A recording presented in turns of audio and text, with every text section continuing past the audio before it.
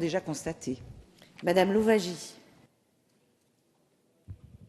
Merci Madame la Présidente. Alors, c'est vrai que c'est un article très important parce qu'il contribue à vouloir modifier les règles relatives aux contributions sociales sur les revenus de remplacement. Et effectivement, à taxer des retraités, des retraites au taux de 6,6% en lieu et place de 3,8%. Alors, votre motivation, on l'entend bien, pour contrer des effets de seuil, pour une notion de justice, en vous basant sur la notion du revenu fiscal de référence. Alors, vous nous dites, Monsieur Lefebvre, qu'il n'y a pas globalement d'impact budgétaire. Certes, c'est une mesure qui n'a pas d'impact sur le budget, mais sur les Français, cette mesure aura un impact, puisque nous avons 700 000 gagnants de ce dispositif, c'est l'étude d'impact qui est en page 82, et 460 000 perdants.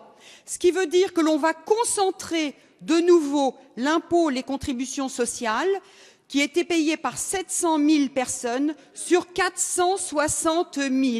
Et quand vous regardez l'étude d'impact plus en détail, vous pouvez hocher de la tête ou alterner. Ce sont les chiffres qui sont dans l'étude d'impact.